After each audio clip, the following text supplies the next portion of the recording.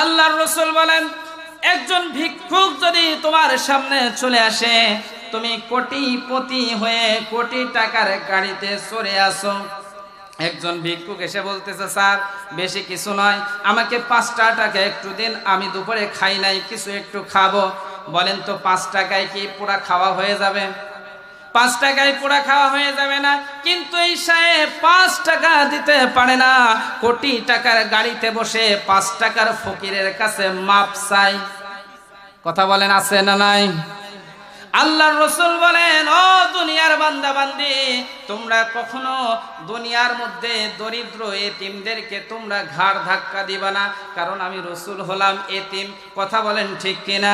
নবীজি যখন জন্মের আগে বাবা মারা যান, জন্মের 6 বছর যখন হয়ে যায়, এরপরে মা মারা যায়। মা মারা যাওয়ার আগে বিশ্বনবী সাল্লাল্লাহু আলাইহি ওয়াসাল্লাম বিকেল বেলায় যখন ময়দানে মাঠে যখন ছেলেরা অলিতে গলিতে খেলাধুলা করে, মক্কার অলিতে গলিতে খেলাধুলা করা ছেলেদেরকে যখন বিশ্বনবী খেলা দেখার জন্য তাদের সঙ্গে একত্রিত হয়ে যায়, সন্ধ্যা যখন ঘনিয়ে আসে, সব ছেলেগুলোর বাবা এসে সন্তানদেরকে বুকের সঙ্গে জড়িয়ে ধরে বলে, বাবারে তুমি এতক্ষণ ধরে আমাদের কলিজার কাছ থেকে দূরে সরে আসো।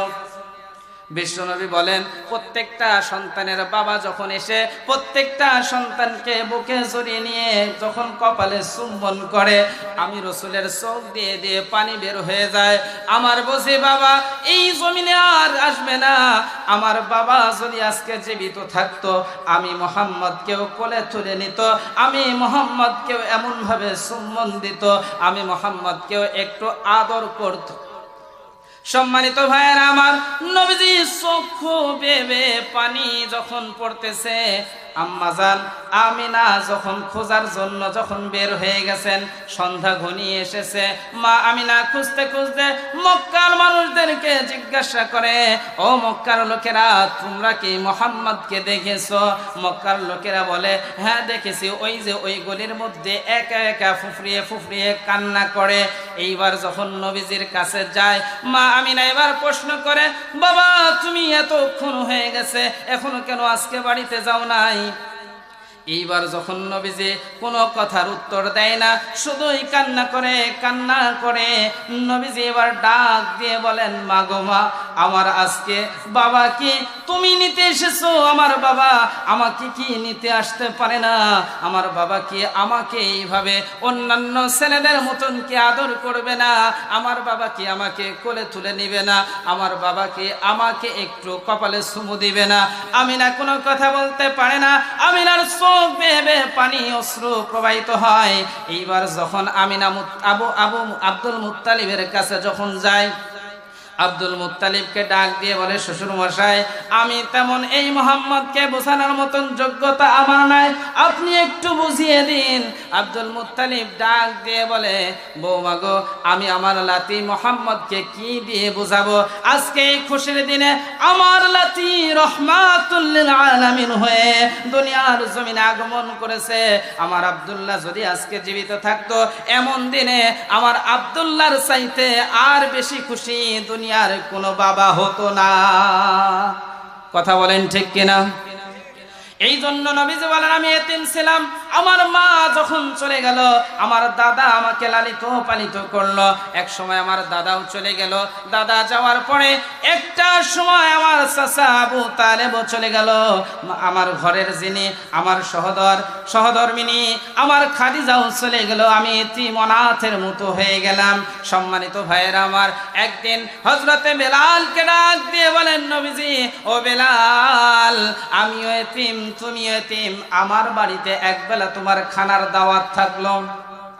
এইবার বেলাল রাদিয়াল্লাহু তাআলা আনহু চক্ষু বেয়ে অশ্রু প্রবাহিত হয়, ডাক দিয়ে বিশ্বনবীকে বলে, ইয়া রাসূলুল্লাহ, আমি আপনার বাড়ির মেহমান। নবীজি বলে, কেন কি হয়েছে? তুমি কি আমার বাড়ির মেহমান হতে পারো না? হযরতে বেলাল কোনো কথা উত্তর দিতে পারে না, শুধু টপ টপ করে চোখ বেয়ে অশ্রু প্রবাহিত হয়। হযরতে বেলাল এবার ডাক দিয়ে বলে, ইয়া রাসূলুল্লাহ, ওগো নবীজি, আমি হলাম একজন কালো মানুষ, আমি হাবশী গোলাম, আমার কি দুনিয়ার জমিনের দাম নাই? না, আমার দুনিয়ার জমিনের দাম আছে। নবীজি বলে, কেন কেন বেলাল, এমন কথার উত্তর কেন দাও? এইবার রাহমাতুল লিল আলামিনকে ডাক দিয়ে বেলাল বলে, ও বেলাল, তুমি এমন উত্তর কেন দিচ্ছ?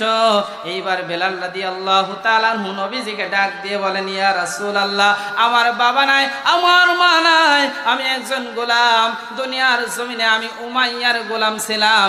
উমাইয়ার যখন গোলাম ছিলাম, উমাইয়া একটা প্লেটের মধ্যে খাবার বাড়তো, খাবারটা দিত, এই খাবারটা দিয়ে উমাইয়ার ঘরে একটা কুকুর ছিল, ওই কুকুরের সঙ্গে আমার খাবারটা এক প্লেটে বেড়ে দিত।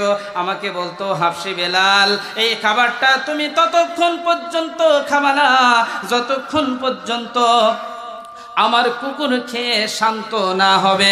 ইয়া রাসূলুল্লাহ, আজকে কাঁদতেছি এই জন্য, আমার চোখ বেয়ে বেয়ে পানি পড়তেছে এই জন্য। আমি আজকে বেলালের কোনো দাম ছিল না, আমি আজকে বেলালের কোনো মান ছিল না।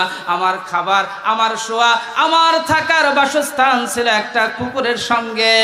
ইয়া রাসূলুল্লাহ, কিন্তু আপনার সান্নিধ্য লাভ করার পরে আজকে আমি বেলাল জগৎ বিখ্যাত একজন মুয়াজ্জিন হয়ে গেছি। বলেন আল্লাহু আকবার। সম্মানিত ভাইয়েরা আমার, বিশ্ব নবী বললেন, তোমরা এতিমদেরকে গলা ধাক্কা দিবা না। এবার আল্লাহ কোরআনুল কারীমের সূরাতুদ দুহার মধ্যে বলেন, ওয়া আম্মাস সাইলা ফালা তানহার ওয়া আম্মা বিনি'মাতি রাব্বিকা ফাহাদ্দিস। আল্লাহ তাআলা এবার ডাক দিয়ে বলেন, ওয়া আম্মাস সাইলা ফালা তানহার, ও দুনিয়ার বান্দা বান্দিরা, তোমাদের সামনে যদি ভিক্ষুক আসে, ভিক্ষুককে গলা ধাক্কা দিও না, ভিক্ষুককে তোমরা তাড়িয়ে দিও না, ভিক্ষুককে তোমরা মারিও না, ভিক্ষুকের গলা ধাক্কা দিও না, কারণ আমি নবী এতিম ছিলাম, অতএব তোমাদের জন্য করণীয় কি? এবার আল্লাহ তাআলা পরের আয়াত নাজিল করে জানিয়ে দিলেন, ওয়া আম্মা বিনি'মাতি রাব্বিকা ফাহাদ্দিস। দুনিয়ার বান্দা বান্দিরা, তোমাদের হাত দিয়েছি, পা দিয়েছি, চক্ষু দিয়েছি, যাকে যেমন ইচ্ছা আমি আল্লাহ সম্পদ দিয়েছি, এই সম্পদগুলো তোমরা তোমার রবের কৃতজ্ঞতা স্বরূপ পেয়ে ওই রবের শুকরিয়া আদায় করো। বলেন আল্লাহু আকবার। তাহলে আমাদের কার শুকরিয়া আদায় করতে হবে? একটু আওয়াজ করে বলেন না, কার শুকরিয়া আদায় করতে হবে? অনেকে অর্থ সম্পদ পাওয়ার পরে আল্লাহরে আর চিনে না। কথা বলেন ঠিক কিনা? খারাপ লাগতেছে আপনাদের? ছেড়ে দিই? কি বলেন, ছেড়ে দিব? প্রধান বক্তাকে আনি ফেলি? সম্মানিত ভাইয়েরা আমার, আল্লাহ রাব্বুল আলামিন এইবার সুন্দরভাবে তিনি জানিয়ে দিলেন, ওয়া আম্মা বিনি'মাতি রাব্বিকা ফাহাদ্দিস। দুনিয়ার বান্দা বান্দিরা, তোমরা যে যেখানে থাকো, যে অবস্থাতেই থাকো না কেন, আল্লাহ প্রদত্ত যে সম্পদ পেয়েছো, এই সম্পদকে তোমরা পুঁজি বানিয়ে ওই আল্লাহর কৃতজ্ঞতা আদায় করো। তাহলে কৃতজ্ঞতা আদায় করতে হবে কার? একটু আওয়াজ করে বলতে হবে, মুসলমান কার কার কার কার বলেন, একটু আওয়াজ করে বলেন কার? সম্মানিত ভাইয়েরা, আল্লাহকে, আল্লাহর দেয়া নিয়ামত পেয়ে আল্লাহর জন্য খরচ করার দরকার আছে না নাই? আল্লাহর জন্য, আল্লাহর নিয়ামত পেয়ে আল্লাহর প্রতি কৃতজ্ঞতা আদায় করার দরকার আছে না নাই? উদাহরণস্বরূপ আমি আপনাদের সামনে বিশ্বনবী সাল্লাল্লাহু আলাইহি ওয়াসাল্লামের জিন্দেগি থেকে একটি আলোচনা সামনে আনতে চাই। আপনারা কি বিরক্ত হচ্ছেন ভাই? পিছ থেকে ভাইয়েরা একটু বলেন, আপনারা কি বিরক্ত হচ্ছেন না ছেড়ে দেব? একটু সবাই বলেন না, বিরক্ত হচ্ছেন? তাকবীর হয়ে যাক, লিল্লাহে তাকবীর। যাক, বোঝা যাচ্ছে ঘুমায় নাই এখনো। কি বলেন ঠিক কিনা? সম্মানিত ভাইয়েরা আমার, নবীজি সাল্লাল্লাহু আলাইহি ওয়াসাল্লাম মদিনার মসজিদে বসে আছেন।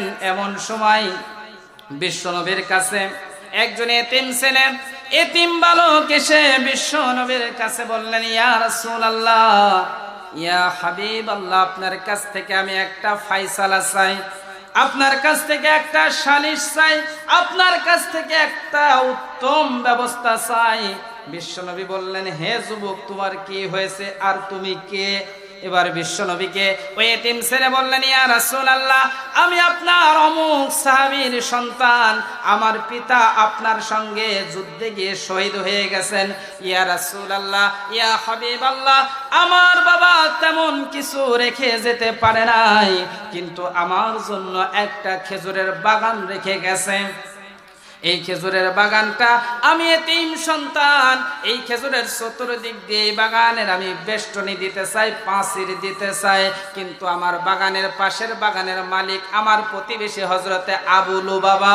এই আবু লুবাবার বাগানের একটা গাছ আমার বাগানের মধ্যে বাঁকা হয়ে আমার আইলের উপর দিয়ে চলে এসেছে। এইবার আমি আপনার কাছে জানতে চাই, ইয়া রাসূলুল্লাহ, ওই গাছটা যদি না তাহলে কি পাঁচির সোজা করা যাবে? সবাই বলেন, পাঁচির কি সোজা করা যাবে? এইবার বিশ্বনবীর কাছে ওই এতিম বাচ্চা বললেন, ইয়া রাসূলুল্লাহ, ওই একটা গাছ আমার পাঁচিরে বাঁধা হয়ে দাঁড়িয়েছে। নবীজি ওই একটা গাছের জন্য আমি আমার প্রতিবেশী আবু লুবাবার কাছে গেলাম। আবু লুবাবা ভাই, এই গাছটা যদি তুমি কেটে নাও, আমার জন্য আমার বাবার রেখে যাওয়া সম্পত্তিটা সুন্দরভাবে সোজা পাঁচির করে আমার বাগানটা ঘেরাও করতে সুবিধা হবে। কিন্তু আবু লুবাবাকে এই কথা বলার পরে আবু লুবাবা মেনে নিতে চায় না, আমাকে ডাক দিয়ে বলে, ওই রবের শপথ যার হাতে আমার জান, ওই রবের শপথ করে বলতেছি, ওই গাছটা আমি কাটবো না, তোমার কাছে বিক্রিও করব না।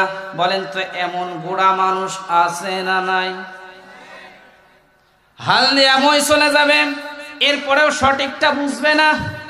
কথা বলে না, কথা বলেন। সম্মানিত ভাইয়ের আমার, আল্লাহর রাসূল সাল্লাল্লাহু আলাইহি ওয়াসাল্লামকে বললেন, আমার প্রতিবেশী আবু লুবাবাকে আমি ডাক দিয়ে বললাম, আবু লুবাবা, গাছটা হয় কেটে নাও, নয়তো বা আমার কাছে উচ্চ মর্যাদায় উচ্চ দাম দিয়ে আমার কাছে বিক্রি করে দাও। নবীজি বললেন, তাতে কি বলেছে? বললেন, ইয়া রাসূলুল্লাহ, তাতে সে রাজি হয় নাই। এইবার বিশ্বনবী আবু লুবাবাকে ডেকে আনাইলেন। আবু লুবাবা বিশ্বনবীর সামনে চলে আসলেন। আবু লুবাবাকে বিশ্বনবী বললেন, আবু লুবাবা, তুমি কি জানো না একজন এতিমের সঙ্গে কেমন আচরণ করতে হয়? এই ছেলেটা এতিম, তার বাবা আমার সঙ্গে যুদ্ধে গিয়ে শহীদ হয়ে গেছে, এর সঙ্গে ঝামেলায় লিপ্ত হইও না। তার একটা গাছ, তোমার গাছ, বাগানের একটা গাছ তার বাগান বরাবর চলে গেছে, ওই গাছটা তুমি কেটে ফেলে দাও। এবার আবু লুবাবা বলে, ওই গাছটা আমি কাটবো না ইয়া রাসূলুল্লাহ। বলো বলো আবু লুবাবা, কত মূল্যে তুমি ওই গাছটা বিক্রি করতে চাও? আবু লুবাবা বলে, আমি বিক্রিও করব না। বিশ্বনবী কিছুক্ষণ অপেক্ষা করলেন, করার পরে আবু লুবাবাকে ডাক দিয়ে বলে, আবু লুবাবা, এবার তোমার কাছে আমি একটা আমি নবী মুহাম্মাদের জীবন থেকে, আমি নবীর পক্ষ থেকে তোমার জন্য একটা শ্রেষ্ঠ উপহার স্বরূপ প্রস্তাব দিতে চাই। সেটা কি?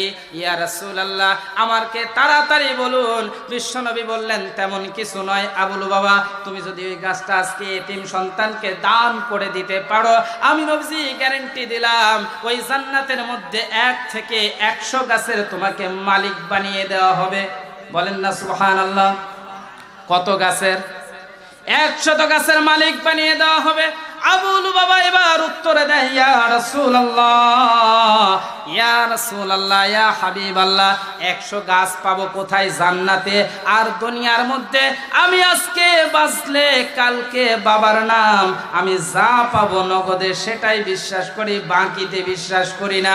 নবীজি যা দিবেন নগদে দেন, বাকি আমি মানি না। আমি তো বিক্রি করতে চাই না, আবার দান করা। কথা বলেন ঠিক কিনা? ইয়া রাসূলুল্লাহ, আমি দান করতে পারবো না। নবীজি বললেন, আমার কাছে সবচাইতে শ্রেষ্ঠ উপহার জান্নাতের মধ্যে 100 গাছের মালিক। বলেন কয়শো গাছ? জান্নাতে 100 গাছের মালিক তোমাকে আমি বানিয়ে দিব, আর জান্নাতে আমার পাশে তুমি আমার প্রতিবেশী হয়ে বসবাস করবে। বলেন তো প্রস্তাবটা ভালো না খারাপ? কিন্তু আবু লুবাবা ডাক দিয়ে বললেন, ইয়া রাসূলুল্লাহ, দুনিয়ার জমিনে খাও দাও ফুর্তি করো, দুনিয়াটা মস্ত বড়, কালকে কি হবে তুমি কি বলতে পারো? যা দিবেন নগদে।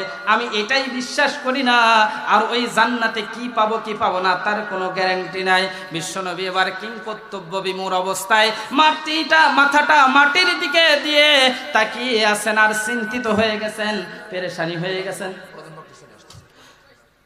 লিল্লাহে তাকবীর।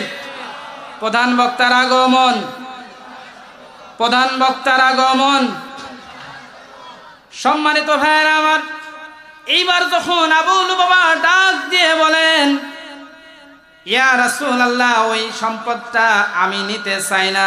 বিশ্বনবী সাল্লাল্লাহু আলাইহি ওয়াসাল্লাম এবার বলেন, আমি আর তোমার কাছে কিছু প্রস্তাব দিতে চাই না। দাঁড়িয়ে গেলেন সাহাবীদের সামনে, এবার বললেন, ও আমার সাহাবীরা, কে আছো তোমরা? আবু লুবাবার সঙ্গে একটা সুন্দর মিট করে এতিম বাচ্চার একটা সুন্দর সমাধান করে দিবা। এবার আবু লুবাবার সঙ্গে একজন সাহাবী দাঁড়িয়ে গেলেন, তার নাম হলো আবু দাহদা রাদিয়াল্লাহু তাআলা আনহু। বলেন তো তার নাম কি? আবু দাহদা রাদিয়াল্লাহু তাআলা আনহু দাঁড়িয়ে গেলেন। এইবার বিশ্বনবীর থেকে অনুমতি নিয়ে আবু লুবাবাকে ডাক দিয়ে বললেন, ভাই আবু লুবাবা, তুমি কি আমার কাছে এই গাছটা বিক্রি করবা? বললেন, আপনার কাছে বিক্রি করা তো পরের কথা, আপনার সঙ্গে কথা বলায় অনেক সৌভাগ্যের ব্যাপার। বলেন আল্লাহু আকবার। এইবার যখন আবু লুবাবা ডাক দিয়ে বলেন, ইয়া রাসূলুল্লাহ, এই যে সাহাবী আমার সঙ্গে কথা বলতেছেন, এই সাহাবী তো অনেক দামি সাহাবী। এইবার সাহাবী আবু লুবাবা ডাক দিয়ে বললেন, আবু দাহদা রাদিয়াল্লাহু তাআলা আনহু ডাক দিয়ে আবু লুবাবাকে বললেন, ও আবু লুবাবা, তুমি কি আমাকে চিনো? আবু লুবাবা বললেন, কেন চিনবো না? আপনার মদিনার জমিনে 600 গাছ বিশিষ্ট একটা খেজুরের বাগান আছে। ওই বাগানের মধ্যে একটা মিষ্টি কূপের পানি আছে, একটা মিষ্টি পানির কূপ আছে। ওই বাগানের মধ্যে একটা দোতলা বিশিষ্ট একটা বাড়ি আছে। এইবার আবু লুবাবাকে আবু দাহদা রাদিয়াল্লাহু তাআলা আনহু বলেন, ও ভাই, আমি তোমার কাছ থেকে জানতে চাই, আমার যেই বর্ণনাগুলো দিলা, এই বাগান, এই মিষ্টি পানির কূপ আর এই দোতলা বাড়ি যদি তোমার নামে লিখে দিই, তাহলে তুমি কি আমাকে একটা খেজুরের গাছ দিবা? আবু লুবাবা এবার সমস্ত সাহাবীদের উদ্দেশ্যে বললেন, ও আমার সাহাবী ভাইরা, এই আবু দাহদা মনে হয় পাগল হয়ে গেছে। এত দামি খেজুরের গাছ, একটা খেজুরের গাছ ক্রয় করার মতো কারো ক্ষমতা নাই, আর আমার কাছে 650 গাছ আমাকে দিয়ে দিতে চাই। বলেন তো, একটু আশ্চর্যের বিষয় আছে না নাই? সম্মানিত ভাইয়েরা আমার, আবু দাহদা রাদিয়াল্লাহু তাআলা আনহু 600 গাছ ওই এতিমের জন্য আবু লুবাবাকে দিয়ে দিলেন। এইবার একটা গাছ আবু লুবাবার থেকে ক্রয় করে নিলেন। এবার নবীজির সামনে এসে বললেন, ইয়া রাসূলুল্লাহ, আপনার কাছ থেকে জানতে আমি চাই, আপনি আবু লুবাবাকে যে অফারটা করেছিলেন, ওই অফারের মালিক কি আমি আবু দাহদা হব কি হব না? আল্লাহর রাসূল বলেন, ও আবু লুবাবা, ও আবু দাহদা, আজকে তুমি আবু লুবাবার সঙ্গে যে অফারটা তুমি আজকে যে ক্রয় বিক্রয় করেছো, এই ক্রয় বিক্রয়ের কারণে আমি নবীজি তোমার জন্য একটা দুইটা নয়, রহমতের ফেরেশতারা তোমার জন্য জান্নাতে হাজার হাজার খেজুরের গাছ জান্নাতের মধ্যে লাগানো শুরু করে দিয়েছে। বলেন সুবহানাল্লাহ। এইবার বিশ্বনবী হযরতে আনাস রাদিয়াল্লাহু তাআলা আনহু বলেন, মুসনাদে আহমদের বর্ণনা এসেছে, ও আবু দাহদা, তুমি যে গাছটা আজকে একটা গাছ ক্রয় করেছো, এর জন্য আমি রাসূলের পাশাপাশি থাকবা, আমি রাসূলের তুমি আজকে প্রতিবেশী হয়ে গেলাম। আবু দাহদা রাদিয়াল্লাহু তাআলা আনহু এবার খুশি হয়ে গেলেন। বিশ্ব নবীর দরবার থেকে স্ত্রীর কাছে চলে গেলেন। বাড়িতে যাওয়ার পরে ডাকতেছেন গেটে দাঁড়িয়ে থেকে থেকে, ও আমার প্রিয়তমা স্ত্রী, তুমি কোথায় আছো? স্ত্রী দোতলা থেকে জবাব দেয়, কি হয়েছে স্বামী আমার, আজকে আপনি কেন বাগানের মধ্যে বাড়ির মধ্যে আসেন না? আবু দাহদা চোখের পানি ফেলে আর হযরতে উম্মে দাহদাকে ডাক দিয়ে বলে, স্ত্রী আমার, তুমি আর বাড়ির মধ্যে থেকো না, তুমি দ্রুত আমাদের মালসামানাগুলো নিয়ে বাড়ির বাহিরে চলে আসো, বাগান বাড়ির আর আজকে থেকে আমরা মালিক নই। এইবার আবু দাহদা আল্লাহ তাআলার পক্ষ থেকে উম্মে দাহদাকে যখন এই কথা বলল, উম্মে দাহদা রাদিয়াল্লাহু তাআলা আনহু এবার আবু দাহদাকে বললেন, আপনার এই বাগান, আপনার এই বাড়ি, আপনার এই মিষ্টি পানির কূপ, এত কিছু ক্রয় করার মতন ক্ষমতা কোন লোক মদিনার জমিনে আছে? এত টাকাই বা আমরা কি করব? এইবার আবু দাহদা বললেন, না না, আমরা দুনিয়ার কোনো মানুষের কাছে বিক্রি করি নাই, এই অর্থটা আমরা আল্লাহর কাছে বিক্রি করেছি। বলেন আল্লাহু আকবার। ক্রয় বিক্রয় হয়েছে কার সাথে? সবাই বলেন না কার সাথে?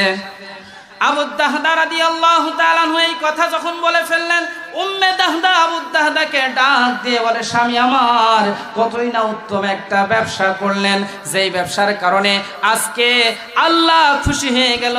কারণ দুনিয়ার মধ্যে আমি আপনি চিরস্থায়ী নয়, কথা বলেন ঠিক কিনা? আজকে আমার আপনার দুনিয়াতে এই সকালবেলার ধনী, বিকালবেলায় ফকির, আবার এখন নিঃশ্বাস আছে।